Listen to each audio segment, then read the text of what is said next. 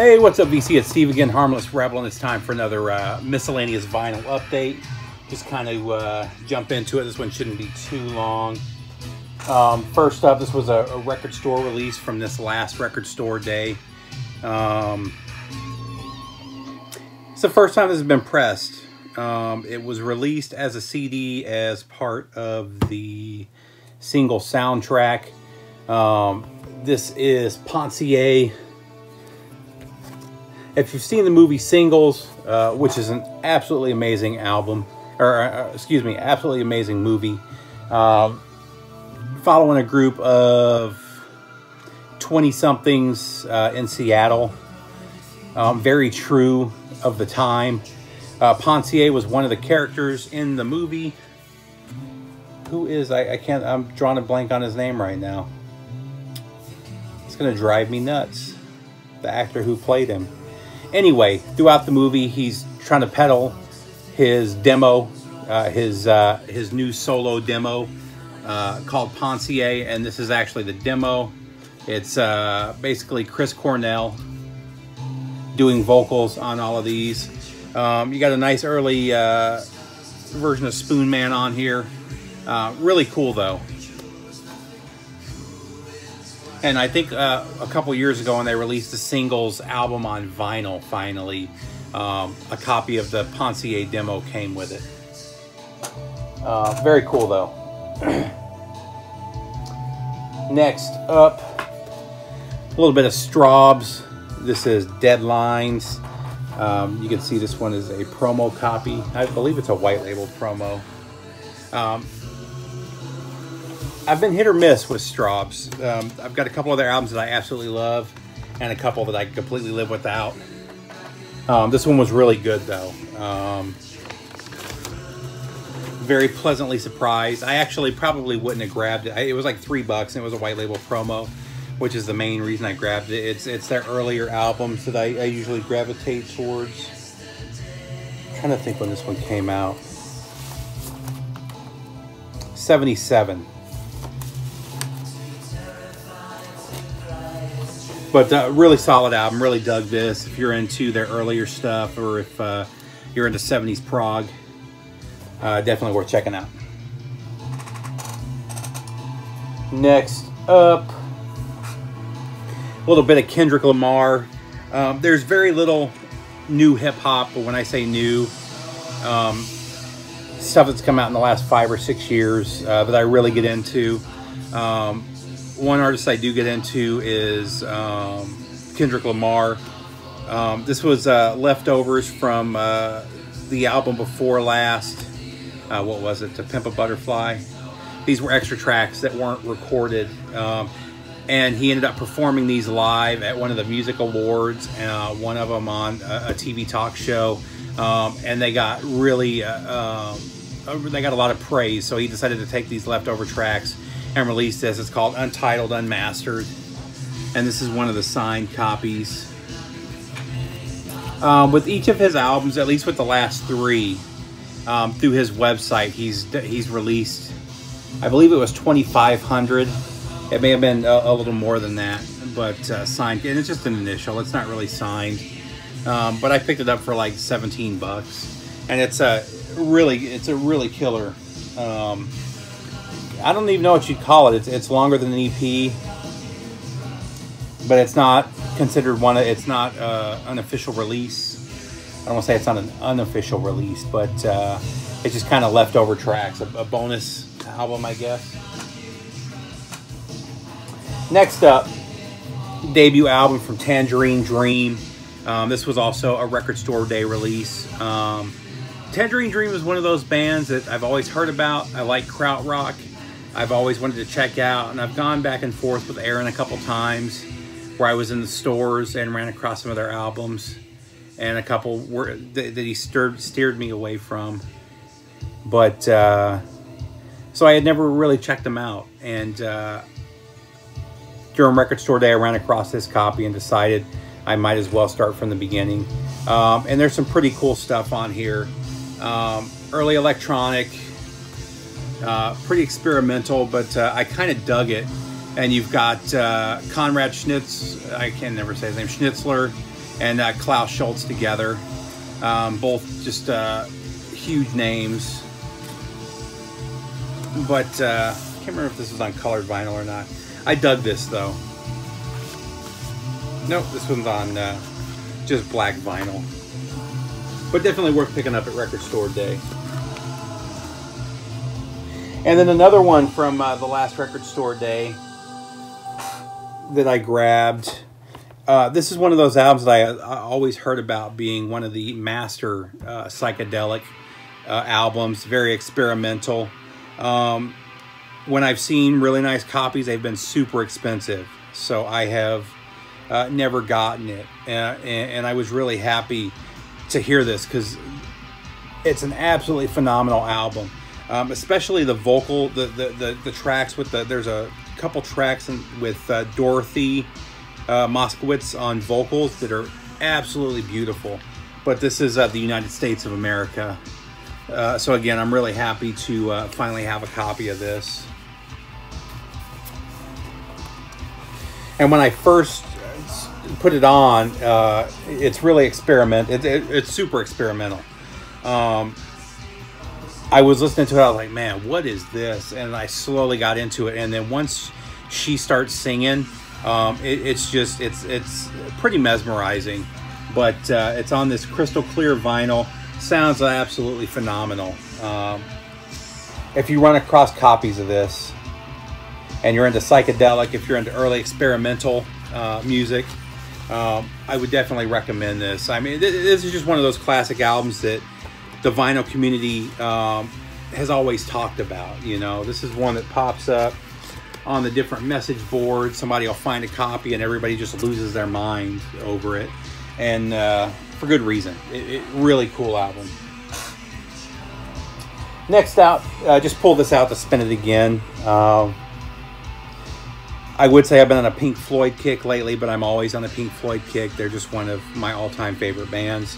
And John sent this one to me a while back because I could never find a nice copy of it. And he actually ran across a signed copy. So he sent me his play copy. And just an amazing album. This is About Face from David Gilmour. But just pull that out to spin it again. Let's see. Next up, I probably should have done this in hard rock heavy metal, but this is Max Webster. I think this is the one that Neil Peart plays on a couple songs. I can't remember though, but this was Kim Mitchell's band. Really good 70s hard rock. This is A Million Vacations. Oh, sorry, my allergies are really bad today. But I was really happy to run across this. I never run across Max Webster here in the U.S. And this is actually is this Canadian? No, this was a U.S. release, but it says on the back, appears courtesy of Anthem Records in Canada. But great album. Really want to get some more of the Max Webster stuff. Next up, I may have shown this one. No, actually I showed a different one. I'm really getting into this guy. This was the first album. You know, he's one of those guys I've always heard about as being one of the all-time great British blues guitarists. So I ran across this comp, and I absolutely love it. His guitar is absolutely insane, and the way he plays, if you look at videos of him playing, you'll be blown away. But this is Rory Gallagher, The Story So Far. This is a comp from 74. And man, this guy is absolutely amazing. When you watch him play live, he's not just playing the guitar.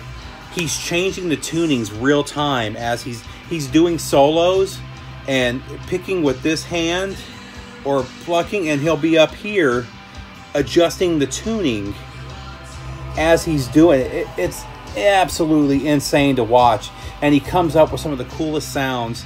Now, there's been a lot of quotes, you know, or a lot of misquotes of Jimi Hendrix. So in an interview, Jimi Hendrix was asked, how does it feel to be the greatest guitar, or the best guitarist of all time, the greatest guitarist of all time? And Jimi Hendrix said, ask Rory Gallagher. Jimi Hendrix idolized Rory Gallagher, and for good reason. The guy is mind-blowing. Now, that quote's been taken a bunch of times and changed to Eric Clapton or to Peter Green or whatever. But I've actually read the article that it came from, and it was Rory Gallagher he was talking about. But the guy is absolutely mind-blowing. Next up, this next one is one of the best albums of the last 10 years. I can't get enough of this album. It's funny, one of the other guys who's does videos, a guy named Curtis, I believe he's in Berlin. Yeah, he's in Berlin. A British guy, though. He's really into power violence and black metal and just super extreme styles of metal. And in one of his Q&A videos, somebody asked him what was the darkest album that he had ever heard before. And he mentioned this album, and it's true. This is one of the most personal albums out there. This is Sun Kil Moon, Benji. This came out, I believe it was 2015. This is by far, in 2014. This was my album of the year by far. This one is super limited pressing. I think this copy goes for over $100 now. But I play this at least once every couple weeks. But it's really dark because he talks about losing family members and the feelings that are associated with that. It's just a really personal album from beginning to end. How he lost his virginity, stuff like that. Again, just absolutely phenomenal album. This one I ordered directly from Caldo Verde Records, which is the singer Mark Kozlik's label. He did, I believe, 500 on this clear blue vinyl. All of the Sun Kil Moon stuff and Mark Kozlik stuff is really limited when it's released. And he just finally reissued his first couple of Sun Kil Moon albums, thankfully, because they were, originals go for high twos into the $300 price range. And there, even the CDs he does limited. Unfortunately, he's kind of fell off. His last couple albums have been good, but nothing like the stuff he was releasing on his first 3 albums. But this album is again one of the best albums of the last 10 years. And then last but not least, I've shown this album before. However, this is a different pressing, thankfully, because I love this album. The problem is the original pressing that came out a few years ago sounds like absolute shit. I don't know if it was done at United. It sounds like it. The mastering, the recording is beautiful. It's a live show.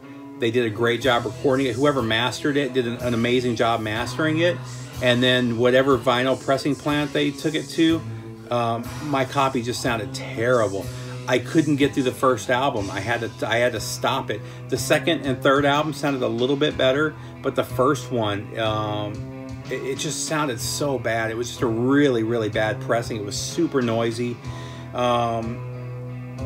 And I ran across this one, and I don't know what made me pull out the vinyl to look at it, because there were no stickers. The album itself looks exactly the same, but it was reissued for Record Store Day a few years ago on multicolored vinyl, and it was pressed. It was released by a different company. They bought the rights for it, and it was pressed at a different plant, and it sounds absolutely phenomenal. So I'm super stoked to finally have this. I think it was the price, because they had this marked for, let's see if I have, I usually say, they had this marked for like 16 bucks. And I was going to grab it just for that, because the last copy, even though it didn't sound good, I ended up selling it on YouTube or on eBay for like 25 bucks. So I think I popped it out to see the condition, because I was just going to resell it. And then I saw that it was a different pressing, and once I listened to it, I had to keep it. But it's on, is it red, white, and blue vinyl? I can't remember. But this is Jimmy Page and the Black Crowes, Zoso, live at the Greek. Phenomenal, phenomenal show. I'm trying to think. It's a pretty good mix of the Black Crowes songs and Zeppelin songs, and they just did a great job recording it. I'm really stoked to have a copy that I can listen to now, because like I said, I love the show. But it's funny, I looked online and I picked this pressing up. One of the stores I go to, and it's one of the stores I buy a lot from, they don't charge for colored vinyl. So if an album costs $16.99, or if it's going for $16.99 on the internet in black vinyl, that's what they charge for all of them, no matter what color it is. They don't even look at the color. They just look at the condition, what it's going for in their system, which this one was $16.99. It goes for 60 bucks, 50 to 60 bucks all day long. And they don't pop up that often. So I forgot to look how limited they were. It was like 1,500 to 2,500 on the 3-color vinyl. But highly recommend getting a copy of this if you can find the colored vinyl. Now, I don't know, maybe my original pressing was just a fluke. Maybe they didn't all come out that way, but mine sounded terrible. But that's it there, VC, for tonight. Kept that one kind of short. In the background, we're listening to just an absolute amazing album. I'm really glad to... I need to get this on vinyl. I grabbed this because I knew who it was. I had never listened to this. I do know a couple songs from it upon listening to it, but this is the debut, Seventh Dream of Teenage Heaven from Love and Rockets. If you're not familiar with this, this is 3 of the 4 guys from Bauhaus. What happened was Bauhaus split up a couple years later. They decided to get back together. They wrote a bunch of songs, and then Peter Murphy decided he didn't want to take part. And without Peter Murphy, they didn't want to call it Bauhaus. So they took the name of the album, which was supposed to be Love and Rockets, and made that the band name. And this album is... It's a super influential album. It's just an amazing album. Later track, what track is this? This is track 4 right here. The second half of the album, there's some songs that get a little heavier. And I'm 90% sure that those songs are the foundation that Al Jorgensen used when putting together Ministry, or when Ministry transitioned a year after this, maybe 2 years after this, into the industrial sound, because it was more of a gothic post punk, his first album, I guess you would call it. And so he was definitely familiar with these. I think he toured with Bauhaus early on, so he was definitely aware of their sound. But I hear a lot of the sounds that kind of Ministry would become famous for in the later 80s, I hear on the second half of this album. Killer album, though. And I'm kind of kicking myself because I had the opportunity to meet David J., who was Love and Rockets, Bauhaus. He actually wrote Bela Lugosi's Dead. He was at one of the local record stores. I just wasn't feeling like driving down there. But I would have loved to have gotten a copy of this signed by him. Anyway, killer album. That's it, VC. I'll have something together for you soon. Take care. I hope all is well.